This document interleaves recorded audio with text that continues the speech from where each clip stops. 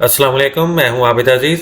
आज की इस वीडियो में मैं बात करूंगा डिटरमिन द इमरजेंसी जोन्स के बारे में। और इमरजेंसी जोन्स में आज मैं आपको बताने जा रहा हूं ईपीजी जोन के बारे में। ईपीजी यानी कि emergency planning zone. H2S e-PG zone जो होता है उसकी क्या रिक्वायरमेंट्स होती हैं और इसकी क्या डेफिनेशन है, तो चलिए जानते हैं। आगे बढ़ने से पहले मेरी आपसे रिक्वेस्ट है कि मेरी वीडियो को लाइक कर दें और चैनल को भी कर दें सब्सक्राइब, ताकि इस तरह की मुफीद वीडियोस और इन्फॉर्मेटिव वीडियोस आपको बर वक्त मिलती रहें।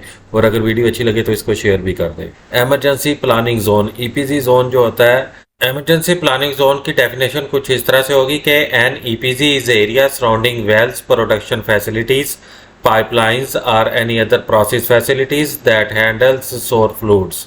The goal of emergency planning, preparedness and response is to reduce the potential exposure of non-essential personnel to H2S. एक ईपीजेड एरिया जो होता है या ईपीजी एरिया कुओं, पैदावारी सहूलियात, पाइपलाइनों या किसी भी दीगर अमल की सहूलियात के आसपास के इलाके को कहा जाता है, जहाँ पर सोर्स फ्लूइड्स जो होते हैं यानी कि जो खतरनाक फ्लूइड्स या गैसेस होती हैं मौजूद हों। और इसका जो मकसद है वो ये होता है कि जो गैर ज़रूरी अफराद होते हैं उनको H2S के एक्सपोजर से बचने के लिए या कम करने के लिए जो है उनके लिए प्रॉपर तरीके से इमरजेंसी प्लानिंग होती है वो की जाती है, या उनको उसके बारे में तैयार किया जाता है ताकि प्रॉपर तरीके से वक्त आने पर जो है उसका रिस्पॉन्स दिया जा सके। Only operation related personnel essential may be present in that area. This zone corresponds to extent of H2S and SO2 gas cloud corresponding to AEGL3 10 minutes. That is 76 ppm for H2S and 30 ppm for SO2 from reasonably worst case representative scenarios. In operating facilities, drilling and well testing activities, full bore absolute open flow to be considered as a representative worst case scenarios. तो आमतौर पर ये जो zone create होता है ये H2S और SO2 gases के क्लाउड्स की शक्ल में बनता है। अगर 10 मिनट तक H2S की प्रीसेंस 76 ppm हो और SO2 की जो प्रीसेंस है वो 30 ppm हो 10 मिनट तक, तो ये जोन जो है इसको कंसीडर किया जाता है e-PG zone.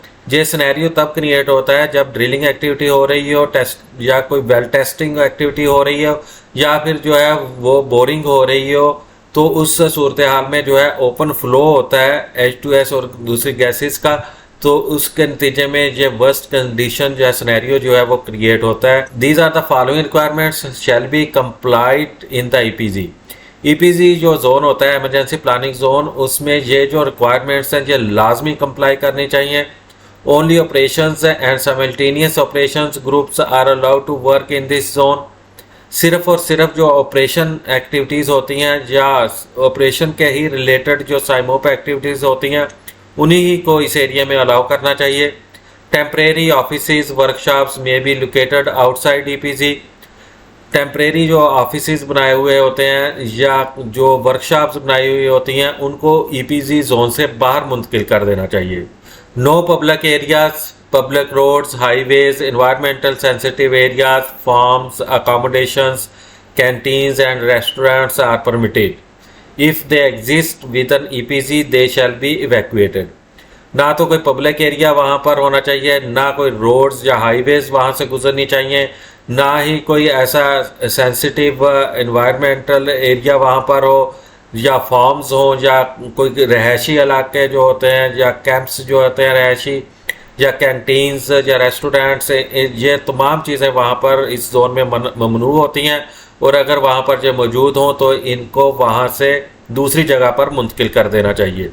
साइमोप्स review shall be conducted between the other work groups working with in the EPG. तो जो साइमोप एक्टिविटीज़ हो रही होती हैं उनको भी रिव्यू करना चाहिए वक्तन फवक्तन, जो दूसरे ग्रुप्स वहाँ पर काम कर रहे हों उनके साथ, to define the work restrictions and rules and responsibilities, ताकि उनके जो रोल्स एंड रिस्पॉन्सिबिलिटीज़ हैं या उनके जो वर्क के रिलेटेड जो हदूद हैं उनको जो है वो वाज़े किया जा सके। Personnel who are present in this zone shall be H2S trained and certified. जो भी आदमी वहाँ पर काम करने के लिए जाए उसके लिए ज़रूरी है कि उसके पास H2S की ट्रेनिंग हो और वो सर्टिफाइड H2S सर्टिफिकेशन रखता हो। आई होप कि ये वीडियो आपको अच्छी लगी होगी। अगर वीडियो अच्छी लगी है तो इसको लाइक कर दें और चैनल को भी कर दें सब्सक्राइब। इसी के साथ ही नेक्स्ट वीडियो तक आबिद अजीज़ को इजाज़त दें। अल्लाह हाफिज़।